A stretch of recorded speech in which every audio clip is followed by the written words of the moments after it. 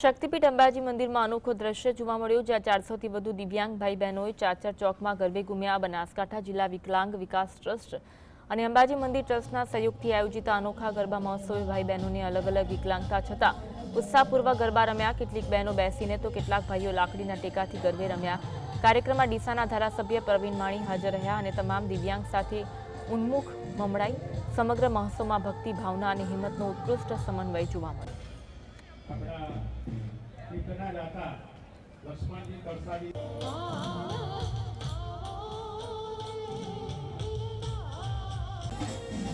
College में job करूँ छूँ। अहींया 400 थी वधारे दिव्यांगो भेगा थईने अने नवरात्रिनुं आयोजन करेलुं छे, जेमां दिव्यांगो मन भरीने 12 वाग्या सुधी गरबा गाया अने ए गरबा गावामां खूब ज आनंद अनुभव्यो छे के जे अमने ख्याल ज नथी के आटलुं दिव्यांगनी अंदर सुसुप्त शक्तिओ छुपायेली छे के जेमने आवा जवा माटे पण खूब तकलीफ पड़े छे। ए पण माना चाचर चौकमां अंबाजी खाते 400 दिव्यांगोए खूब खूब आनंदभेर नवरात्रिमां भाग लीधो।